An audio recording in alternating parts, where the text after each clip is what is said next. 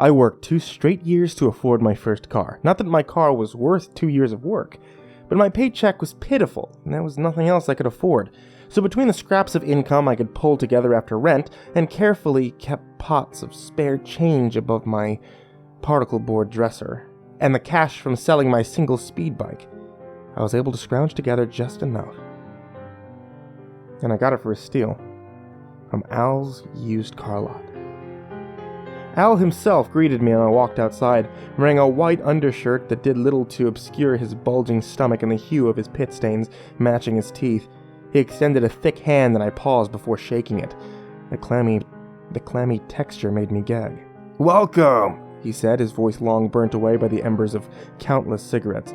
"What are we looking for here? Something to show the ladies?" He chuckled to himself and led me outside to where the 3 rows of cars rested on browning grass, and swept a hand. "How about a luxury model? Them convertibles still have a good 80,000 miles left on them, and I touch up the paint myself." "I'm just looking for something to get me to point A to point B," I said, edging away from the front row. "Well then, let me see. What can you afford?" I held out a slip of paper with my total amount on it, watching as Al glanced over my net worth and shook his head. "To the back we go," he said, and led me toward the last row with a waddle, the ragged strands of jean shorts catching on the bumper of a middle-row car and releasing with a soft twang. "Oh, looky here, sonny, I've only got one that's gonna cut your bill. I'm practically giving it away, but no refunds on this one, you hear?" I frowned as he pointed to a fading car. The yellow paint splotched in places from dripping tree sap and taxicab stickers recently removed from the sides. Otherwise, in what appeared to be good condition. The tires somewhat new, the seats clean and free of rust. "Well, what's wrong with it?" I asked, my eyes squinting at him. "What's wrong with it? Ain't nothing wrong with my car, sonny. Been in a small wreck is all. The windshield freshly replaced, only part of her was damaged. Picked her out of the junkyard myself, a real diamond in the rough." "And the driver?" I asked, noticing that the seat's pattern was slightly different from the others, looking recently replaced. Let's just say he didn't fare as well as the car, huh? Construction beam straight through the window will do that to you, won't it? Like I said, only took out the windshield, best AC on the lot. Take her or leave her now. She'll go quick." "What else do you have?" I asked. He shook his head. "For you, sonny, this is all I got." So with a grimace, I took it. The car did what Al said it would. It drove. And for its condition, it drove well. For the most part, I hadn't had any problems. He hadn't lied about the AC, and besides a few cosmetic issues, everything seemed alright. A few grooves were dug into the steering wheel, plus some nicks in the back seats, but nothing outrageous. All to be expected, of course, from a car whose odometer testified to years of service. And though I never listened to them, 7 cassette tapes had been left in the glove box, each marked with the name of bands long past. But there were times that the car made sounds. Eventually, I became convinced that these sounds were the tires hitting rough patches in the road, or the engine having trouble with hills, because they always seemed to happen in the same spots. And though I was no mechanic, I figured it may have had something to do with the temperature, because they only happened at certain times, particularly on the nights I stayed late at work, and drove in the dark after my shift. Making my way down the highway past the downtown bars until I interlaced with the river and turned right, where my apartment was just a mile down the road. By the time I made it past the bars, I'd heard a soft clicking, as if my door was being opened and shut, though when I stopped the car to check, all 4 doors were shut tight, as if nothing had happened. And returning back to the driver's seat, the engine would whisper back to life, and I'd be back en route. Except the engine sounded slightly too much like a whisper, and after a few weeks, I just barely thought the noises seemed to resemble bits and pieces of my drive home. I knew it was just the long hours or lack of sleep, but still, some part of me could have sworn it heard them. That the curb I scraped against had uttered Chestnut Street, which was just a few miles ahead, or that creaking axle was actually fumbling over the words Cheshire Boulevard, which I had just passed 2 exits before. Often I feared my car would break down during these times, as I would catch a faint whiff of ethanol and wonder if my fuel was somehow separating and leaking. Or perhaps that accompanying faint sweet smell was antifreeze oozing out of the engine, or was the trickling that dripped off my undercarriage and stained my parking spots.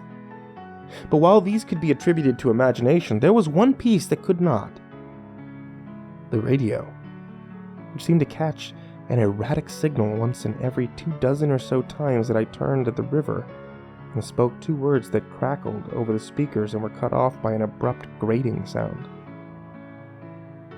"Your stop," I realized it said after the 5th or 6th occurrence. "Your stop."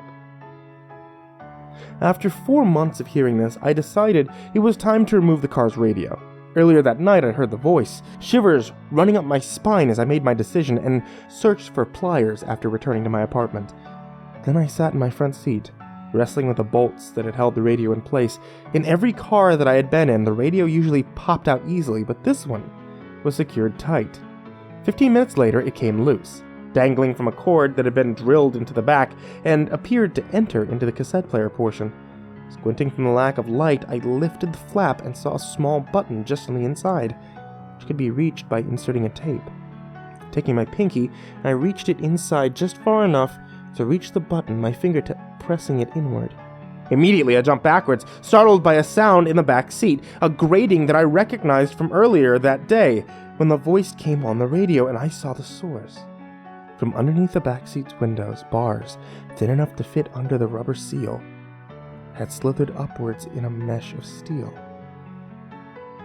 And a pane of glass sprung upwards where the divider between the front and back had once been when the car was a cab. The metal bars also crisscrossed over its surface, but just as suddenly as they had come, the bars retreated as my finger left the button, disappearing into the door frame once more. Swallowing, I reached into the glove compartment where the 7 tapes lay, my hand crossing over the steering wheel and its 7 gauges, and I inserted one into the cassette player, watching the mesh bars slide back over the windows as it made contact with the button within, and choosing between the 2 options, record and play. I hit play. "Just at my address, 54 Chestnut Street," said the woman's voice over the speakers, heavily slurred from intoxication as she spoke, and in the background I could hear the sounds of the downtown bars, voices singing in drunken merriment and tunes provided by bands within. "Of course, ma'am," said another voice as I caught my breath. "Feel free to make yourself comfortable." "I just might," came the response, accompanied by a yawn. "What? What are these? These bars, where do they come from?" Then there was the sound of the door handle in the back seat. A door handle that failed to activate the lock as a hand pushed it repeatedly. The driver laughed from the front seat as the woman first began to scream, then sob. The running engine audible behind her voice, and then the sounds quieted, slowly dwindling until they were no more, and I became aware of a hissing behind me. One I had thought was the radio, but brought with it a sickly sweet scent that made me want to vomit, and my eyelids want to droop. I jumped up and out of the front seat, the radio still playing as I listened, seeing the source of the smell and hazy gas leaking up from the base of the metal bars to fill the back seat, and with the driver between the taxi front and back removed, it also made its way to the driver's seat where I had been sniffing it. "Your stop," said the driver, his first words in miles as I heard the engine turn off, and over the course of several minutes he wrestled her still body from the car until I heard a far-off splash.